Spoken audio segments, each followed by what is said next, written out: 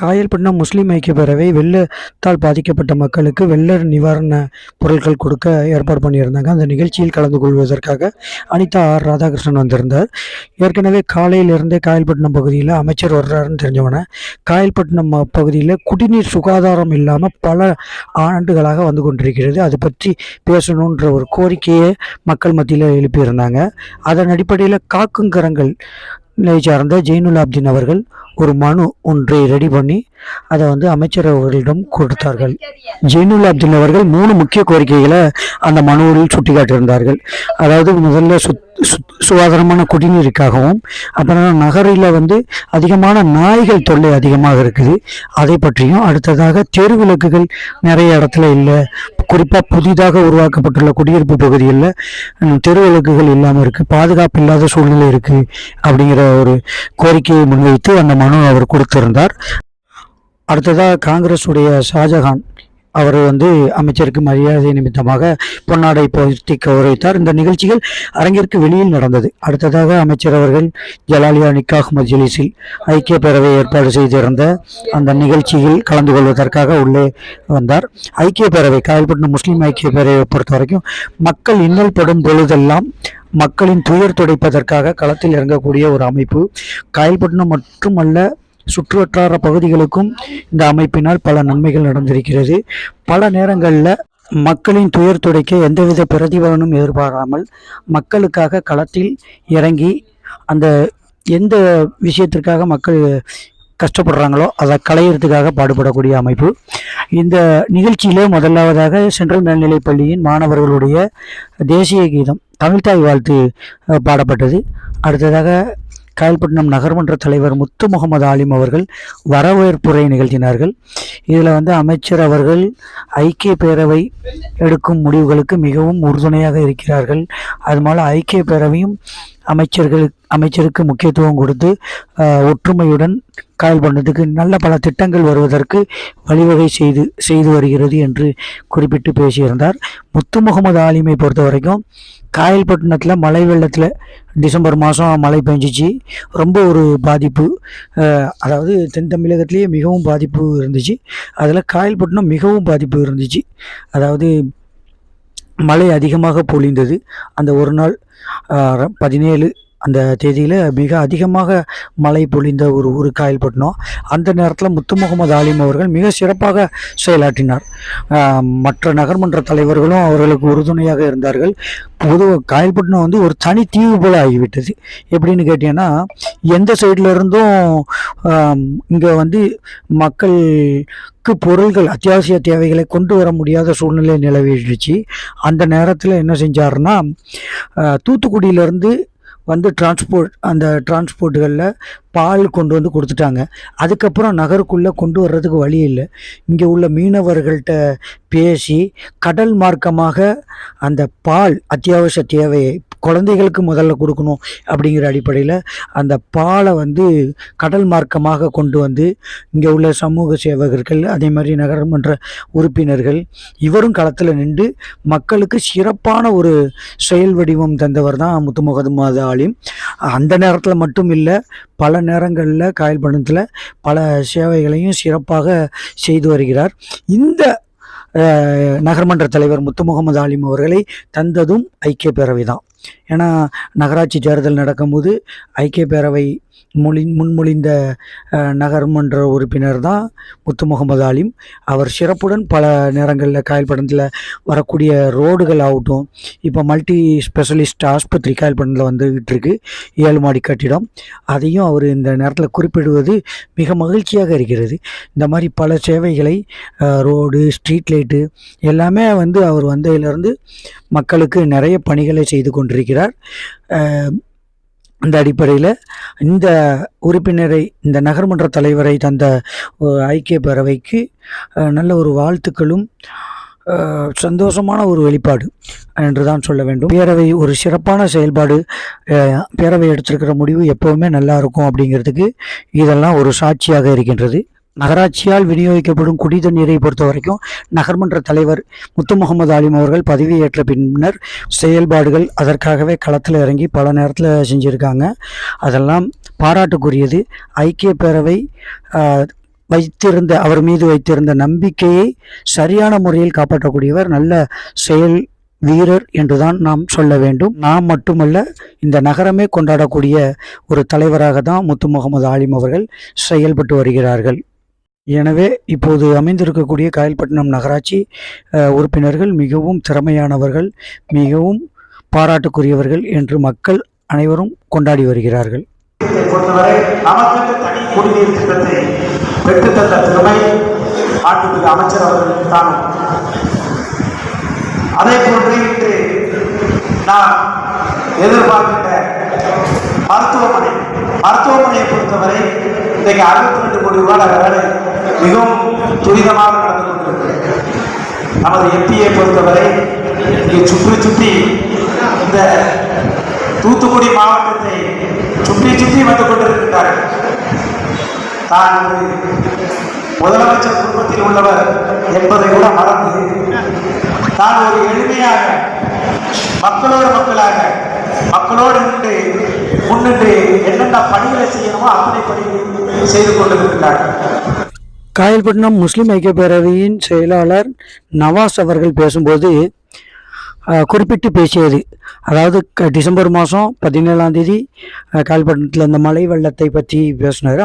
அந்த மழை வெள்ளத்தினால் பாதிக்கப்பட்ட மக்களுக்கு, அதாவது குறிப்பாக சில தாழ்வான பகுதிகளில் வீடு கட்டிட்டு இந்த மழை வெள்ளத்தில் ரொம்பவும் பாதிப்படைஞ்சாங்க. அவங்களுக்கு வீடு கட்டி கொடுக்குறாங்க. சிலர்களுக்கு அதை ரிப்பேர் பண்ணுற ஒர்க்கை கொடுக்குறாங்க. அந்த வீடுகளில் என்ன பாதிப்போ அதை சரி செஞ்சு கொடுக்குறாங்க. சிலர் வியாபாரத்தில் பாதிப்படைஞ்சிருப்பாங்க. அந்த வியாபாரத்தில் அவங்க பாதிப்படைஞ்சிருந்தால் அவங்களுக்கு அந்த பொருளாதார உதவியை கொடுக்குறாங்க. ஆக மொத்தத்தில் புதிய வீடு கட்டி கொடுக்குறாங்க. இதெல்லாம் ஐக்கிய பேரவையுடைய சேவைகள். மக்கள் அவதிப்படக்கூடாது, இனிமேலும் இந்த துயரை துடைக்க வேண்டும் என்ற அடிப்படையில் இந்த நிகழ்ச்சியை நடத்துகிறாங்க. அவங்களுக்கு அந்த பொருளாதார உதவியை கொடுக்குறாங்க. பல மக்கள்கிட்ட இருந்து தாங்களாக தன்னார்வலர்கள்ட்ட நிதியை திரட்டி இந்த நிகழ்ச்சியை நடத்துகிறார்கள். இந்த வேலைகளை முஸ்லீம்களுக்கு மட்டும் இவர்கள் செய்யலை. இந்த வீடு கட்டி கொடுக்கறது, வீட்டை ரிப்பேர் பார்க்கறது, இந்த ஒர்க்குகளை மாற்று மத சகோதரர்களுக்கும் செய்கிறாங்க. எனவே இது காயல்பட்டினம் மக்கள் அப்படின்னு ஒட்டுமொத்தமாக தான் பார்க்குறாங்களே தவிர இவர்களை பிரித்து பார்க்கவில்லை என்பதுதான் இதில் ஒரு ஹைலைட்டு, சிறப்பு என்று கூறலாம். தரம் இருக்குது, பணிமாதம் இருக்குது, எப்பவுமே பாதிக்கப்படுது. அந்த இடங்களுக்கு ஒரு நிரந்தர தீர்வு காணணும் அப்படிங்கிறது தான் நம்மளுடைய குறிக்கோளாக இருந்துச்சு. அந்த அடிப்படையில் தான் இந்த திட்டத்தை உருவாக்கி பயனாளிகளை தெருவுக்கு வரையாக நம்ம தேர்ந்தெடுத்ததில் 3 வரையாக அவங்களை பிரித்து எடுத்துருக்கிறோம். முதலாவது பயனாளிகள் முழுமையாக வீட்டை இழந்தவர்கள் அல்லது வீடு உபயோகிக்கிறதுக்கு லாய்க்கு இல்லாத அளவுக்கு மோசமடைந்தது. அவங்கள ஒரு பட்டியலாகவும் ரிப்பேர் ஒர்க்கு தேவை உள்ள வீடுகளை இன்னொரு கணக்கெடுத்து அவங்க ஒரு வகையாகவும் பிரித்து, மூன்றாவதாக பொருளாதார இழப்பு ஏற்பட்டவங்க, அதாவது சிறுதுறையில் செஞ்சுக்கிட்டு இருந்தவங்க, அப்புறம் வீட்டில் சில ரிப்பேர் ஒர்க்கு, இந்த மாதிரி தான் 3 வகையாக பிரித்து மொத்தம் 109 பயனாளிகளை நம்ம கண்டெடுத்திருக்கிறோம். இதை தவிர்த்தும் நிறைய பேர் இருக்கலாம். ஆனால் எங்களுக்கு கிடைச்ச கணக்குப்படி 108 பேருக்கு நம்ம கணக்கெடுத்திருக்கிறோம். அதில் 44 பேருக்கு புதிய வீடு கட்டி கொடுப்பதாகவும், 29 பேருக்கு வீட்டை பெரிய அளவுக்கு ஒரு மறுசீரமைப்பு செய்கிற மாதிரியும், ஒரு 35 நபர்களுக்கு ரிப்பேர் ஒர்க்கும் பொருளாதார உதவி வழங்குற மாதிரி முடிவெடுத்திருக்கிறோம். அமைச்சர் அவர்கள் மிக சிறப்பாக பேசினார்கள். அதாவது ஒற்றுமை உணர்வு வேண்டும்.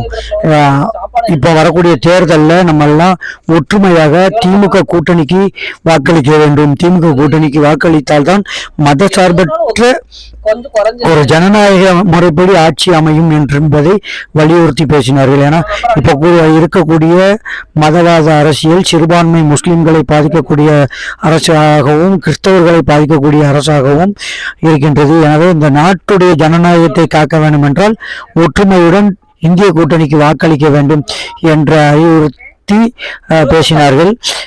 நாம பார்க்குறோம், மழை வெள்ளத்தில் இந்த திராவிட முன்னேற்ற கழக அரசு மிக சிறப்பாக வழி நடத்தினார்கள். ஏன்னா அமைச்சர்களே அந்த நிவாரணத்தில் களத்தில் உடனே இறங்கினார்கள். மழை பெஞ்சு 2 நாள் கழிச்சோ சும்மா பார்வையிடுவதற்கெல்லாம் வரல. மழை பெஞ்சுக்கிட்டு இருக்கும்போதே மக்களை காக்க வேண்டும் என்று அவர்களே அந்த மீட்பு பணியில் இறங்கியிருந்தாங்க. அந்த அடிப்படையில் நமது சட்டமன்ற உறுப்பினர், திருச்செந்தூருடைய சட்டமன்ற உறுப்பினர் அனிதா ராதாகிருஷ்ணன் அவர்கள் அந்த மழை வெள்ளம் பாதித்த அன்னைக்கே தன்னுடைய காரில் மீட்பு பணிக்கு ஒவ்வொரு ஊராக போய்கிட்டு இருக்காங்க. அப்போ அவர்களே பாதிப்படைஞ்சு ஒரு இடத்துல மழை வெள்ளத்தில் மாட்டிக்கிறாங்க. அப்போ அவர்கள் இங்கே இந்த ஏரியாவில் அப்போ தொலைத்தொடர்பு துண்டிக்கப்பட்டுடுச்சு. அவங்க வீட்லேயுமே சட்டமன்ற உறுப்பினர் அனிதா ராதாகிருஷ்ணனுக்கு என்ன நடந்துச்சு, எங்கே இருக்காங்கங்கிற தகவல் தெரியல. அனிதா ராதாகிருஷ்ணன் அவர்கள் உயிருடன் இருக்கிறார்களா என்ற ஒரு ஐயப்பாடு அவர்கள் வீட்டில் ஏற்பட்டுடுச்சு அப்படின்ற ஒரு நிகழ்வை இங்கே சொன்னாங்க, சுட்டி காட்டினாங்க. அந்த அளவுக்கு திராவிட முன்னேற்ற கழக அரசு அமைச்சர்களை களத்தில் இறக்கி விட்டுட்டாங்க. அமைச்சர்களே இந்த மீட்பு பணியில் இறங்கி செயல்பட்டு இருந்தாங்க. ஏன்னா மற்ற நேரத்துலலாம் பார்த்தாங்கன்னா இதுக்கு முன்னாடி உள்ள ஆட்சியாளர்கள்லாம் என்ன செய்வாங்க, அரசு துறையை தான் செயல்படுத்த செய்வாங்க, அமைச்சர்கள் வீட்டில் இருந்துருவாங்க. ஆனால் திமுக அரசு என்ன செஞ்சாங்கன்னா அமைச்சர்கள் களத்துல செயல்பட்டாங்க. அதனாலதான் இந்த டிசம்பர் மாசம் மழையிலிருந்து ஒரு வருஷத்துக்குள்ள பெய்யக்கூடிய மழை ஒரே நாள்ல பெஞ்சிச்சு. பல இடங்கள்ல ரோடுகள் துண்டிக்கப்பட்டு இருந்துச்சு, பல சாலைகள் இருந்ததற்கு அடையாளமே இல்லாம இருந்துச்சு. ஆனா அந்த ஒரு மீட்பை துரிதப்படுத்தினால இந்த 2 மாசத்துக்குள்ள, ஒரு மாசத்திலேயே 10 நாள்லயே இந்த மீட்பு நடவடிக்கைகள் மிக அருமையாக இருந்ததனால் மீண்டு வர முடிந்தது என்று சொன்னால் அது மிகையல்ல. உண்மையிலேயே நாங்கள் இந்த நிகழ்வை நேரடியாக பார்த்திருக்கிறோம். இது மிகையான ஒரு செயல் இல்லை, சரியான செயல். திமுக அரசு சரியான முயற்சி மேற்கொண்டு நல்ல முறையை இதை செயல்படுத்தி இருந்தார்கள். கொரோனா காலகட்டத்திலேயும் மக்களோடு மக்களாக தோள் நின்று இந்த செயல்பாடுகளை செய்திருந்தார்கள். ஆட்சியாளர்களிடம் எல்லோரிடமும் பணம் இருக்கின்றது. பிஜேபி ஆட்சியாளர்களிடம் பணம் இல்லையா? அவர்களுடைய அரசியல் பின்புலத்தை நோண்டினால் என்ன, எப்படி அந்த பணம் அவர்களுக்கு வந்தது என்று தெரியும். அவங்களும் யாரும் சும்மா கார்ல போகல, குடிசை வீட்டில் இல்லை, சொகுசான வாழ்க்கை தான் வாழ்ந்து கொண்டிருக்கிறார்கள், சிறப்பான வாழ்க்கை வாழ்ந்து கொண்டிருக்கிறார்கள். அவர்களுக்கு எப்படி பணம் வந்துச்சு? திமுக அரசை மட்டும் குறை கூறி கொண்டிருக்கும் இவர்களது பின்புலத்தையும் சராசரி மனிதராகிய நாம் சிந்திக்க வேண்டும்.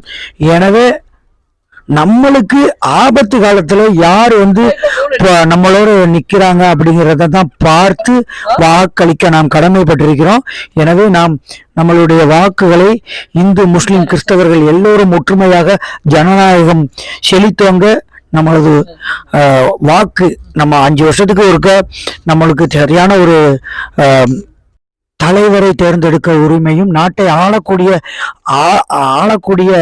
யார் ஆள வேண்டும் என்ற நிர்ணயிக்கக்கூடிய உரிமையும் நமக்கு கிடைக்கின்றது. அந்த வாய்ப்பு வரக்கூடிய ஏப்ரல் மாசத்துல இருக்குது. எனவே நமக்கு துக்கத்துல யாரு நம்மளோட தோளோட தோள் நின்று நம்மளுக்கு பணியாற்றுகிறார்களோ அவர்கள் வந்தாதான் அந்த நாட்டுக்கும் நமக்கும் நல்லது என்ற அடிப்படையில் அமைச்சருடைய பேச்சும் இருந்துச்சு. அதனால நல்ல ஒரு தலைவரை தேர்ந்தெடுப்போம். அடுத்ததாக நிருபர்கள் அமைச்சரிடம் திமுக அரசு விளையாட்டுத்துறையை ஊக்குவித்து வருகிறது. அந்த அடிப்படையில் மாரத்தான் ஓட்டப்பந்தயம் சட்டமன்ற அலுவலர் முன்பாக திருச்செந்தூரில் நடக்க இருக்கிறது. அது குறித்து கேள்வி எழுப்பினார்கள். அதே விஷயமாக நிருபர்களுக்கு சிறப்பான ஒரு பதிலடி தந்திருந்தார்கள். அதையும் இதில் பார்க்கலாம். இப்போ அமைச்சர் அவர்கள் நிவாரணம் வழங்குகிறார்கள். அதாவது அந்த ஐக்கிய பேரவை யாரெல்லாம் தேர்ந்தெடுத்து அவர்கள் பொருளாதாரத்தை திரட்டி அந்த மக்களுக்கு அந்த சான்றிதழ்கள் கொடுக்கிறார்கள். இதை வச்சு அதுக்கப்புறம் அந்த வீட்டை ரிப்பேர் பார்க்கறதுக்கும் அந்த வீட்டு புதுசாக கட்டி கொடுக்குற ஏற்பாடையும் செஞ்சுருக்காங்க. அந்த மக்கள் பயனாளிகள் இப்பொழுது அந்த ஒர்க் ஆர்டரை வாங்கிட்டு இருக்காங்க. அந்த நிகழ்ச்சிகளை இப்போ பார்த்தோம். புதுவை சேர்ந்த இந்திரா,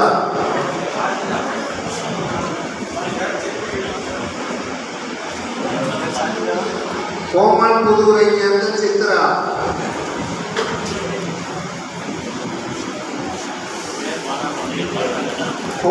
மேலத்தெருவை சேர்ந்த ஆதம் பிபி,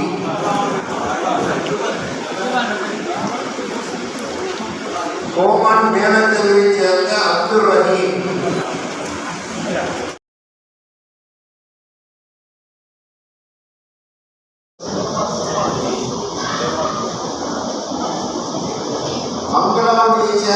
பாரதி, மங்களாவைச் சேர்ந்த சசிவர்ணம்,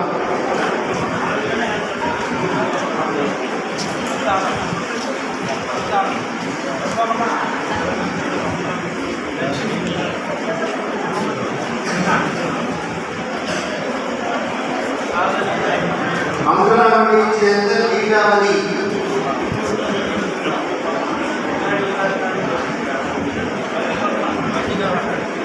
மங்களாவைச் சேர்ந்த முருகேஸ்வரி,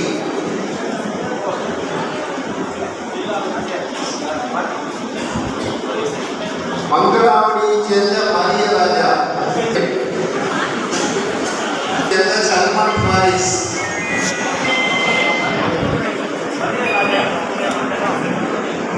நெய்னாக்கரைச் சேர்ந்த யூசுப் ஃபேருசம்சுதி,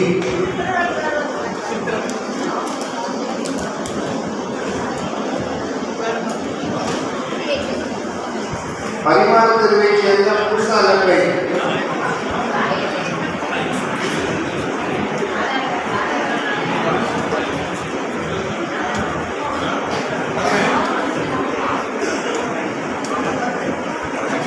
பரிமாறு தெருவைச் சேர்ந்த சேதமூர்த்தி முகமது ஹனீஃபா,